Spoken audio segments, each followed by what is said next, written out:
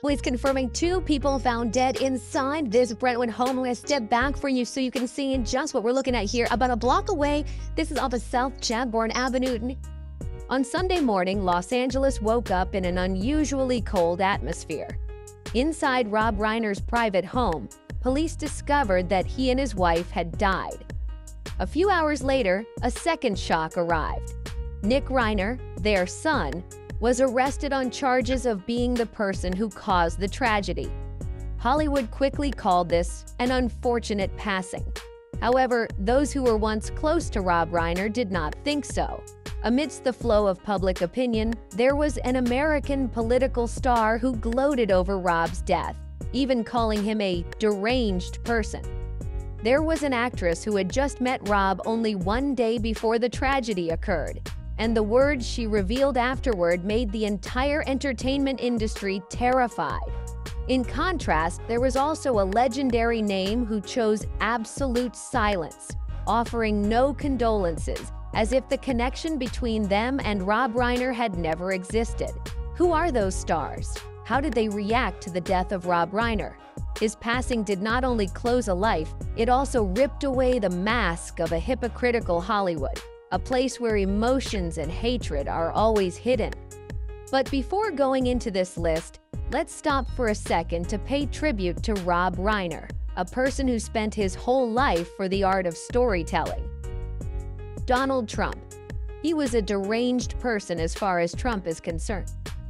Your statement on Truth Social after the murder of Rob Reiner, do you stand by that post? Well, I wasn't a fan of his at all. He was a deranged person as far as Trump is concerned. He said, while Hollywood had not yet calmed down from the shock, on December 15th, an unexpected voice rang out, cold and without any warning. From the Truth Social platform, Donald Trump publicly responded to the deaths of Rob Reiner and his wife. Trump called this director a tortured and struggling person. Trump also declared Reiner died due to the anger he caused others through a severe, persistent, and incurable disease called Trump derangement syndrome. But Trump did not stop there. He continued to turn a death into an indictment.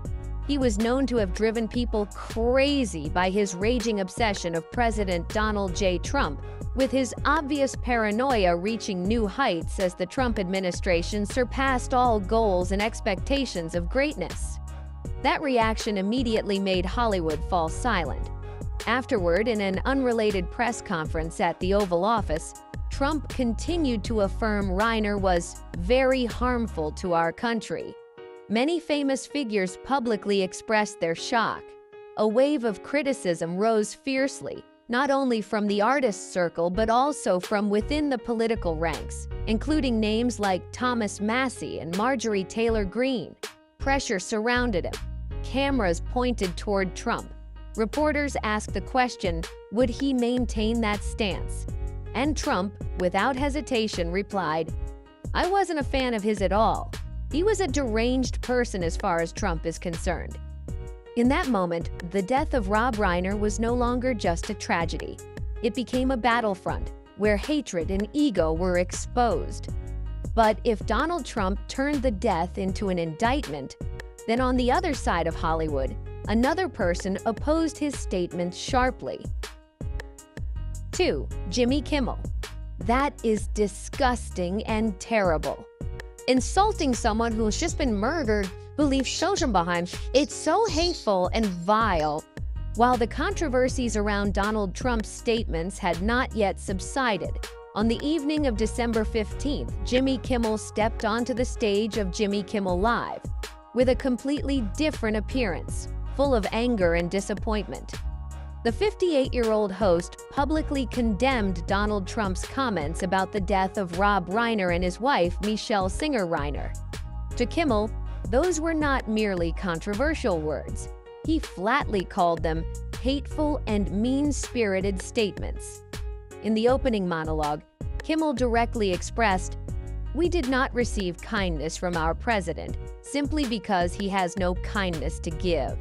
Not stopping at expression, Kimmel also fiercely opposed the way Trump narrated the incident.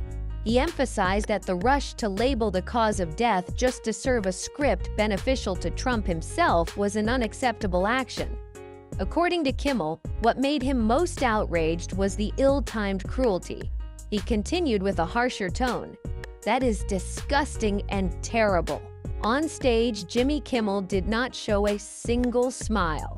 At that moment, the late-night entertainment program suddenly turned into a trial, where the host stood up to do what he believed the White House had refused: show compassion before a tragedy.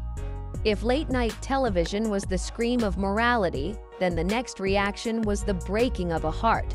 No attacks, only a person who had just heard the news and understood that his life had just lost an irreplaceable part.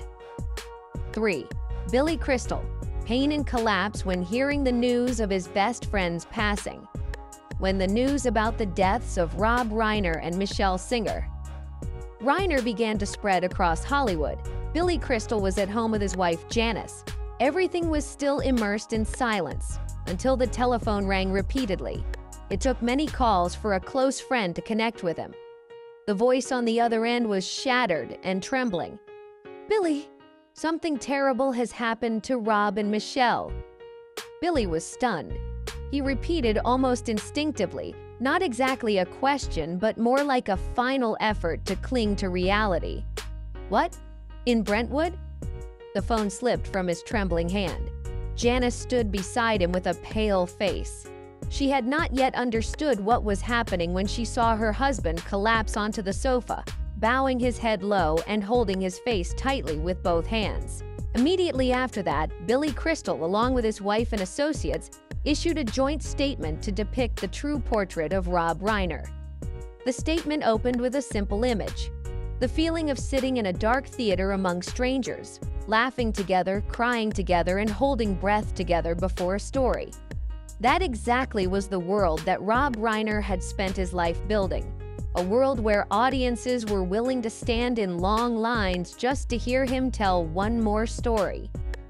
Billy and the friends mentioned Rob as a master storyteller, a person who had absorbed all the essence from his father, Carl Reiner, and from Norman Lear, to then reach a level beyond both comedy and drama. To them, no director possessed a creative range as wide as Rob Reiner. Whether fiction or reality, he always stood at the peak of performance. But the part that made readers choke up the most did not lie in the cinematic legacy, but in the man himself. In the tribute, Billy Crystal depicted Rob was also a passionate, brave citizen, a person who not only cared about the country he loved, but also did everything possible to make it better. Along with his loving wife Michelle, he had a perfect life partner. The statement concluded with a heavy sentence: "We will forever miss them." There are pains that need a whole lifetime to subside. But the next person had to face a shock even more cruel than that. It was when she was forced to continue living with the haunting question, "If only I knew that was the last time." 4. Jane Fonda. I met him for the last time before the night he passed away. Among the noisy reactions and fierce controversies, Jane Fonda's account brought a spine-chilling feeling. Because to her, Rob Reiner was the person she had just met the previous evening. Jane Fonda recalled that she saw Rob Reiner and his wife at Conan O'Brien's Christmas party, just a few hours before both of them passed away at their private villa. In her memory, there were no unusual signs. They still looked completely healthy and happy. One day after the horrific case that shocked Hollywood, Jane Fonda shared a photo of the When Harry Met Sally director taken with his wife. She praised them as rare people in Hollywood, kind, intelligent, funny, and generous. Fonda also reminded that it was Rob and Michelle who helped her found the First Amendment Committee, an organization fighting for freedom of speech that she deeply cherished. To Jane Fonda, the shock did not only lie in the news in the newspapers, it lay in a cruel paradox.